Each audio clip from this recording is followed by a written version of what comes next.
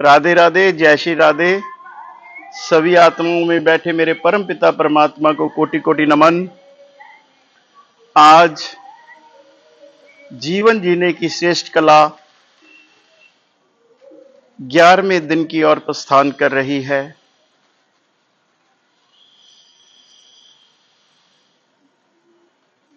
एक और एक 11 हो जाते हैं। प्रकृति का नियम है, एक अच्छा कर्म करोगे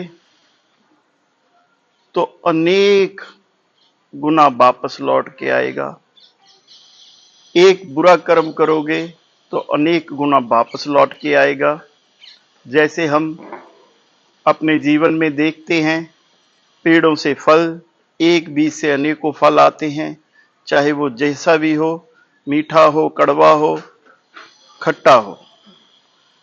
ऐसा ही हमारे जीवन में कर्मों का विधान है। आज 11वें दिन की ओर प्रस्थान करते हुए चिंतन करेंगे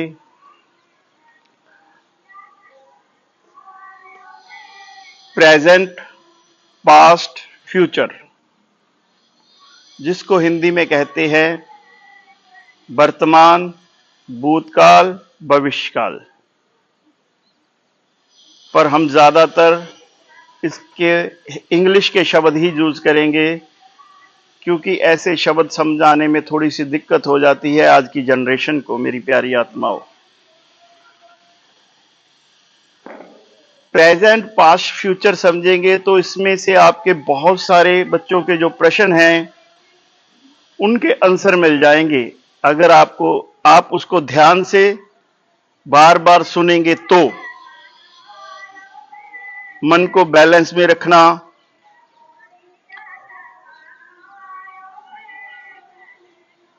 अच्छे कर्म करना, ये सब आपने सुना था। संतुलन, बैलेंस। बैलेंस का सेंटर पॉइंट होता है प्रेजेंट, और जो बीत चुका वो पास्ट, जो आएगा वो फ्यूचर। इसको एक उदाहरण के माध्यम से लेते हैं। जैसे पहला चक्का पास्ट है और जो पीछे का चक्का है वो फ्यूचर है। जो हैंडल है, बैलेंस कर रहा है, वो प्रेजेंट है।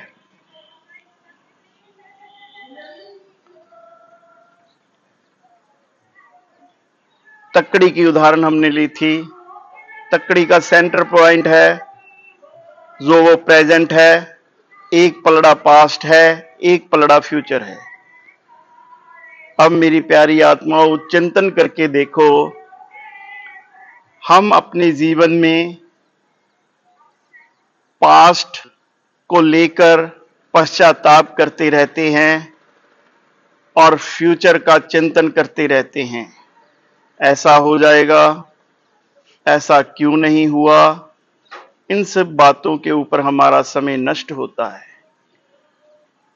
प्रेजेंट में तो हम रहते ही नहीं। अब प्रेजेंट, सबसे नजदीक का प्रेजेंट अगर हम चिंतन करेंगे, ये पिछले कई वर्षों का अनुभव है। किसी से भी पूछ ले तो वो कह देगा महाराज जी आज, जा कह देगा अभी जो आपसे बात हो रही है। ऐसे ऐसे आंसर आते हैं। पर नहीं, प्रेजेंट क्या है? जो श्वास हमारा अंदर जा चुका है वो प्रेजेंट में गया है। वो बाहर आएगा या नहीं आएगा? बाहर आने के बाद फिर ले पाएंगे या नहीं? सबसे नजदीक है प्रेजेंट, श्वास। पहले हम श्वास को समझेंगे।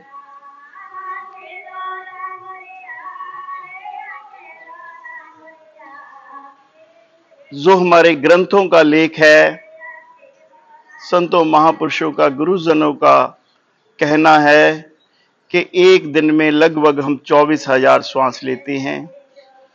1 घंटे में 1,000 श्वास हो गए। 1 मिनट में आप देखेंगे कि 16 से 17 श्वास हम ले पाते हैं और एक श्वास की 2.5 प्रक्रियाएं होती हैं। एक श्वास आना, एक श्वास जाना। अगर जो श्वास हमारे भीतर गया वही वापस आ जाए तब हम जिंदा कैसे रह पाएंगे? जो श्वास हमारा जाता है वो अंदर आत्मा से टकराता है, उसके भीतर पहले से ही श्वास है। जो ले रहे हैं या छोड़ रहे हैं ये अपने आप की प्रक्रिया है। उसी श्वास से टकराकर वो श्वास बाहर आता है। तो हमारा जो शरीर है वो आधे श्वास के ऊपर चलता है। एक आना, एक जाना, आधा ठहरना। अब ठहरने के ऊपर चिंतन करो। हम हर पल, हर क्षण, हर स्थिति परिस्थिति में 3 चीजों को ही देखेंगे। इस संसार में आए, रुके और चले गए।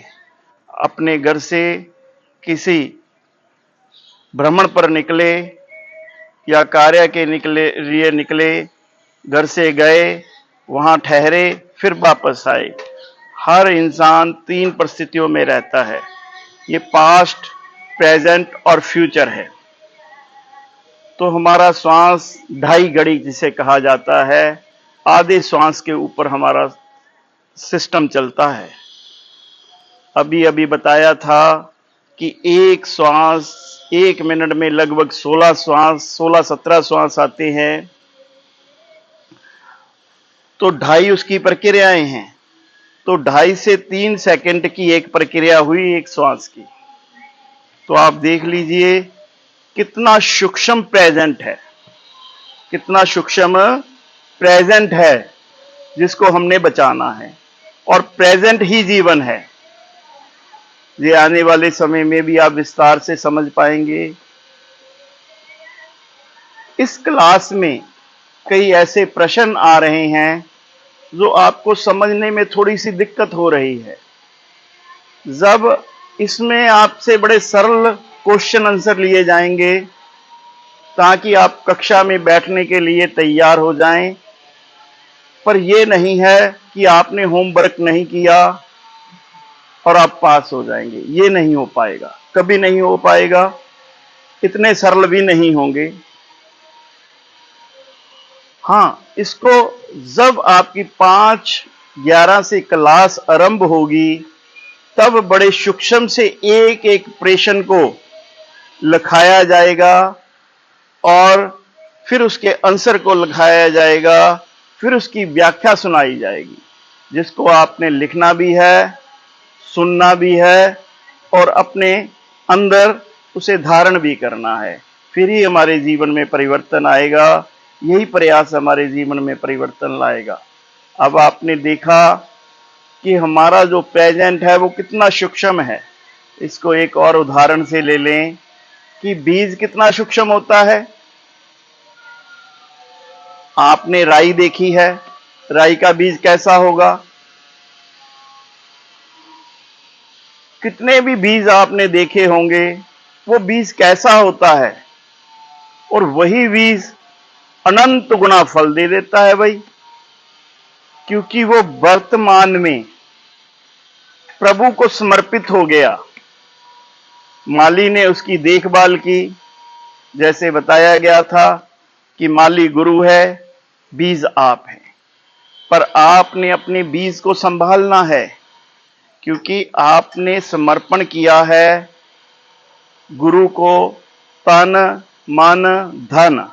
मतलब तन कहने का मतलब शरीर। शरीर से, हमारे शरीर से ही सभी कार्य होते हैं, इंद्रियों के माध्यम से। आंखें कुछ गलत देखे ना, जब देखे बिना हम रह नहीं सकते। ये सत्य है जिस समाज में हम हैं। और सुने बिना भी नहीं रह सकते और बोले बिना भी नहीं रह सकते। पर जब हम गुरु को समर्पित हो जाएंगे, समर्पण कहने वाला समर्पण नहीं, सूक्ष्मता से संपूर्ण समर्पण, तो जो आंखें देख रही हैं, तो उसके माध्यम से हमारे ब्रेन में जो ऊर्जा जा रही है नेगेटिव, उसको हम अंदर नहीं लेंगे। किससे नहीं लेंगे? गुरु के दिए हुए शब्द की शक्ति से। उस समय हम शब्द का जाप करेंगे तो चीज क्रिया पर क्रिया करने में उस असफल रहेगी। ये एक दफा नहीं होगा, बार बार प्रयास करने से होगा। जो सुनते हैं उसको भी अंदर धारण नहीं करना। सुनने से एक बात दिमाग में आई, कभी कभी हम लोग ऐसी स्थिति परिस्थिति में फंस जाते हैं मेरी प्यारी आत्माओं, कि एक हमारा नजदीक का रिश्ता है, उदाहरण के तौर पर कह रहा हूं, ये किसी के ऊपर लागू नहीं होता। ज्यादातर ये रिश्ता पाया जाता है सास और बहू में, है हर रिश्ते में ही। सास और बहू के रिश्ते में प्रेम भी बहुत होता है, पर आपस में खिंचाव भी बहुत होता है। तो सास की बात तो बहू को सुननी पड़ेगी, ये पहला क्रम। और क्या क्या कह रही हैं वो सुनना पड़ेगा। अब हम उस बात को अगर हाँ में या ना में कह देते हैं, फिर हम फंस जाते हैं। कई रिश्ते ऐसे हैं, वो हमसे बातें करते हैं, फिर हमारे मुख से निकलवाते हैं, फिर उसी बातों को हमें उलझा देते हैं। मतलब हमने सुनना है पर उसको अंदर नहीं लेना है, तभी आपका तन गुरु को समर्पित हो पाएगा। जो भी इंद्रियां हमें नुकसान पहुंचाने का काम करती है, वो हमें नुकसान ना पहुंचा पाए। हम दृढ़ इरादे से गुरु के शब्द का स्मरण करते रहें। जिनके पास गुरुदेव नहीं है, वो जो भी उन्हें शब्द प्रिया है गुरु परमपिता परमात्मा का, उदाहरण के तौर पर ले लेते हैं। सभी को तो नहीं बोल सकते, जैसे राधे राधे, राधे कृष्णा, दुर्गा माता के मंत्र हैं, शिव बाबा के मंत्र हैं, सतनाम श्री वाहे गुरु जी है, जो भी आपको प्रिय है वो आप ले सकते हैं। तो वो भी उतना ही काम करता है, पर आपकी रजिस्ट्रेशन नहीं होती। उसके करने के बाद ही आपको गुरुदेव की प्राप्ति होती है। तो इसलिए आपने निराश नहीं होना। तन ऐसे समर्पित होगा। अब चिंतन करते हैं मन का। मन कैसे समर्पित होगा? मन समर्पित होगा जब कोई सोच आ रही है तो हम सोच को अंदर नहीं लें। बहुत कठिन लगता है ये कार्य, पर असंभव नहीं है। इसका एक सरल उपाय है जो हमने अपने जीवन काल में प्रैक्टिकल किया है। वर्तमान में रहना, राधे राधे कहना। वर्तमान में रहना, राधे राधे कहना। वर्तमान में रहना, राधे राधे कहना। एक ब्लैक बोर्ड लगा रखा था हमने। सुबह से लेकर शाम तक जब भी किसी चीज को पाते थे, तभी पहले ये लिखना ही लिखना था। वो मस्तिष्क में ऐसे, ब्रेन में ऐसे बात छप गई जैसे रस्सी पत्थर पर निशान छोड़ देती है। तो हर पल हर क्षण वर्तमान में रहने का प्रयास होने लगा। जो आज चीजें आपके सामने आ रही हैं अंदर से, वो वर्तमान में प्रभु ने ठहरना सिखाया, अनुभव करवाए, तभी आपके सामने ये सूक्ष्मता से बातें आ रही हैं। प्रेजेंट एक बीज है। ध्यान से सुनो मेरी प्यारी आत्माओं, अपने दिमाग को यहां प्रेजेंट में रखो। ये नहीं सोचो कि दाल रखी हुई है, गैस कम कर रहा हूं, इस समय यहां आ जाओ। ध्यान से सुनो, प्रेजेंट एक बीज है। अगर बीज को नष्ट कर दिया तो क्या फल आएंगे? नहीं आएंगे। हम आज बीज को ही तो नष्ट कर रहे हैं। हर पल हर क्षण हम कहां सोच रहे हैं, पास्ट में या फ्यूचर में? प्रेजेंट में तो हम रहते ही नहीं। प्रेजेंट में रहने के प्रयास से आपका जीवन संतुलन में भी होगा और शांतमय भी होगा, पूरे आनंद में आ जाएगा, क्योंकि फ्यूचर आपके हाथ में नहीं है। ये बात सत्य है। और पास्ट जो निकल चुका है उसको आप पकड़ नहीं सकते। जिसको आप पकड़ सकते हैं उसको आप नष्ट कर रहे हैं, तो आपकी उन्नति कैसे होगी मेरी प्यारी आत्मा? विचार करो। वर्तमान में रहना, जो भी शब्द प्रिय है उसे लिखा करो, बार बार लिखा करो। वर्तमान में रहना, राधे राधे। मोबाइल का युग है, मोबाइल में लिख लो भाई, इसको शुद्ध प्रयोग में लाओ। तो हमने अपने जीवन को संतुलन में लाने के लिए, संतुलन के बिना जीवन नहीं है, ये पहले आपने सुना है। तो प्रेजेंट में रहने का आप प्रयास करें, प्रेजेंट सूक्ष्मता में रहने का प्रयास करें, प्रेजेंट को और गहनता से समझें। अगर प्रेजेंट में रहने का प्रयास करना है ना, तो सरल उपाय है। आप विचार करके देखो, सुबह उठते ही हम पहले ब्रश करते हैं, क्या ब्रश करते समय हमारा ध्यान ब्रश में होता है? नहीं। अगर ध्यान से ब्रश करें तो हमारा मुख भी पूरा साफ होगा और हमारा प्रेजेंट भी बनेगा, रहने का अभ्यास हो जाएगा ना। स्नान करते हो, स्नान करते समय आप प्रेजेंट में हो, साबुन कहाँ लगा है कहाँ नहीं लगा, फटाफट किया। अरे जिस कार्य को भी करते हो इतनी तेजी से करते हो, उस समय उसमें आप हो ही नहीं। अगर आप 84 के पार जाने की चर्चा में बैठे हैं, कर्म से निष्कर्म होने के विचार में बैठे हैं, तो इन बातों को पकड़ना होगा मेरी प्यारी आत्माओं। क्यों पकड़ना होगा? क्योंकि हमें दसों दिशाओं से घेरा गया है। समझते हैं? 10 दिशाएं होती हैं, सुनने में 4 आती हैं, पर आप स्मरण करेंगे 10 दिशाएं। अब आप कहेंगे महाराज जी 10 दिशाएं याद नहीं रहती। उसको बड़े सरल ढंग से समझ लो। आपके घर में कोई पिलर है, आप पिलर छोड़ दो। हम ये मोबाइल दिखा रहे हैं इस समय, ये मोबाइल है, इसको समझो। इसका निचला हिस्सा 1, ऊपरला 2 और इसके 4 कॉर्नर, राइट लेफ्ट और 2 साइड, 4 6 हो गई, और 4 इसके कॉर्नर 10 हो गई। ऐसे 10 दिशाएं बनती हैं। हम 10 दिशाओं में घिरे हुए हैं, हमारा मन हर तरफ से विचलित है, तो हमें हर तरह का प्रयास करना होगा इसको कंट्रोल करने के लिए। तो इसलिए हमने हर कार्य में बड़ी सूक्ष्मता से, गहनता से चिंतन करना है कि हम किस दिशा की ओर जा रहे हैं। भोजन बना रहे हैं, अगर भोजन बनाते समय आपका ध्यान भोजन में है तो उसमें आनंद और स्वादिष्ट आ जाएगा। अगर आपका ध्यान कहीं और है तो भैया सब्जी में नमक कम ज्यादा हो सकता है, जल भी सकती है। दूध उबलने के लिए रखा है तो दूध निकल भी सकता है।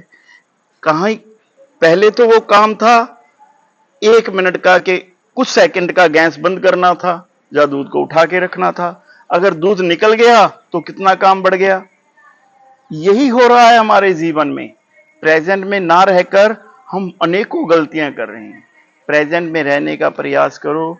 हमारे पंजाब में एक कहावत कही जाती थी, पंजाबी का शब्द है, हिंदी में समझाने का भी प्रयास करेंगे। हथ कार वल ते दिल यार वल। हथ किनू किया गया है ते दिल किनू किया गया ते यार किनू किया गया है। मतलब हमारे हाथ काम कर रहे हैं और दिल में हमारा परम प्रीतम प्रभु हैं। मुख में शब्द और हाथ कार्य की ओर, आंखें काम के ऊपर केंद्रित और मन प्रभु में केंद्रित। इन चीजों का बैलेंस आप तभी कर पाओगे जब आप इन बातों को पकड़ोगे। और ये बातें पकड़ में तब आएगी जब आप हर पल हर क्षण सिमरन में रहने का प्रयास करेंगे। सिमरन में रहने के लिए आपको 3 विधियां, जप में रहने के लिए 3 विधियां बताई गई थी, वो सबके याद होंगी, टेस्ट में पता चल जाएगा। तो मेरी प्यारी आत्माओं, इस बात के ऊपर चिंतन करो कि भाई अगर बैलेंस नहीं करना आया, आप एक्टिवा चला रहे हो, एक्टिवा चलानी सीखी है आपने, क्यों सीखी है? क्योंकि दूर का सफर रहता है तो समय बहुत लग जाता है। अगर किसी चीज की वेट करते हैं तो समय खराब होता है। अगर आपको एक्टिवा के हैंडल का बैलेंस ना करने आया तो आप पहले ही राउंड में ठोक दोगे गाड़ी। ऐसा ही होगा, और यही हो रहा है। कहना कुछ चाहते हो, कह कुछ देते हो, आगे वाला बोलना कुछ जा रहा है, सुन कुछ रहे हो। अगर आप प्रेजेंट में रहोगे तब आप बोलोगे भी सही, सुनोगे भी सही और समझोगे भी सही। अब प्रेजेंट में रहने के लिए छोटे छोटे से टिप्स हमने आपको बताए हैं। इसके कारण आपके जीवन में बड़ी सहजता से, सरलता से बदलाव आएगा। हाँ, एक इसका सबसे सहज और सरल उपाय है। वो क्या है? वो है मेडिटेशन। मेडिटेशन एक लंबा विषय है।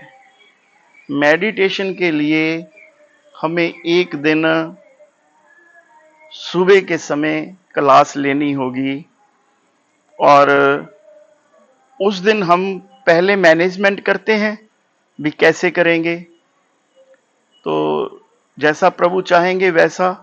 क्योंकि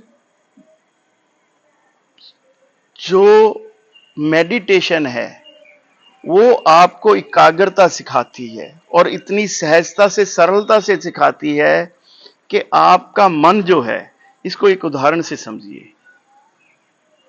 भाई, एक छोटा बच्चा है जिसने अभी अभी रुड़ना सीखा है घुटनों के बल पर, और मां ने घर के कार्य भी करने हैं और बच्चे की नजर भी रखनी है।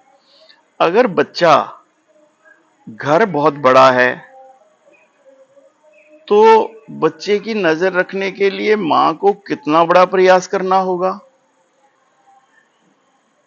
और अगर मकान छत के ऊपर है, फर्स्ट फ्लोर पर है, तो कितना प्रयास करना होगा, हर पल हर क्षण उसकी तरफ नजर रखनी होगी। ऐसा ही होगा ना?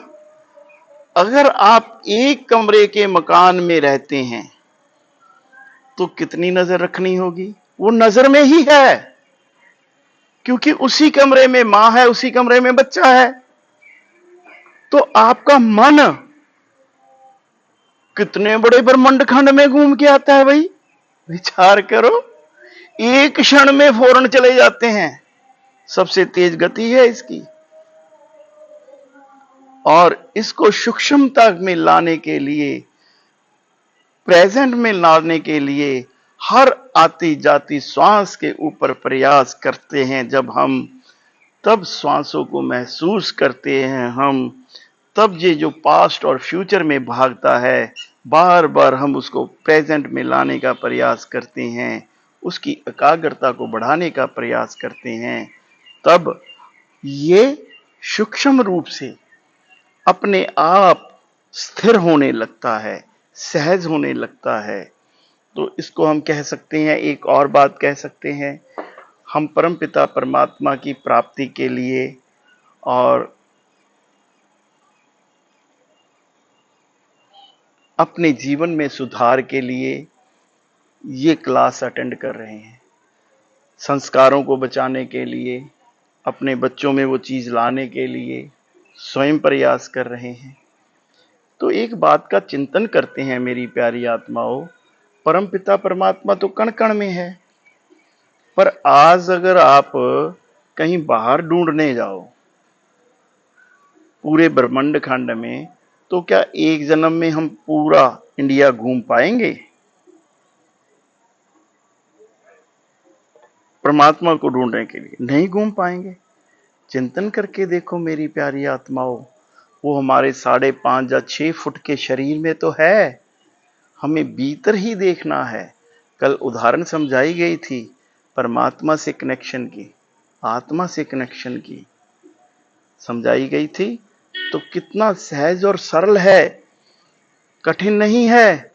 हम कोई ऊपर से नहीं आए हैं, हमने भी एक मां की कोख से जन्म लिया है। आज इतने संतों महापुरुषों को आप देख रहे हैं, सुन रहे हैं, क्या वो आकाश मार्ग से आए हैं? नहीं, वो भी इस धरा का हिस्सा हैं, वो भी उसी माध्यम से आए हैं। पर मेरी प्यारी आत्माओं, चिंतन करो, उन्होंने अपने जीवन को बैलेंस में जिया। हम बैलेंस में नहीं जी रहे। बैलेंस में जीने का अर्थ ये नहीं है कि आप बाबाजी हो जाओगे। बैलेंस में जीने का अर्थ ये है कि आप हर चीज को अच्छे से समझ पाओगे, हर कार्य को अच्छे से कर पाओगे। तो आप अपने जीवन को वर्तमान में लाने का प्रयास करो ताकि आपका जीवन सहज और सरल हो। प्रश्न आया है, अगर हमारे अंदर परमात्मा है तो कोई भी कर्म गलत क्यों हो जाता है?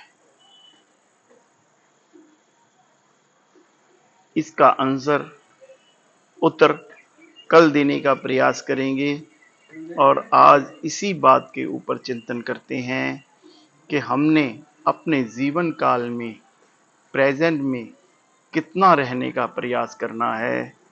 इसी के साथ वाणी को विराम देने से पहले कहेंगे, हे मेरे परमपिता परमात्मा, हम जीव अधम हैं, पापी हैं, दुराचारी हैं। आज तक तो हमने अपने जीवन में अनेकों आत्माओं को कष्ट ही कष्ट पहुंचाया है, पर आप तो दयालु हैं, कृपालु हैं।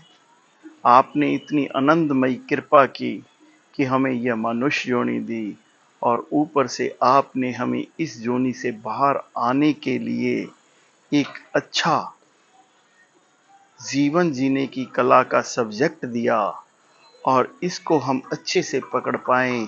प्रभु, यही आपसे प्रार्थना है।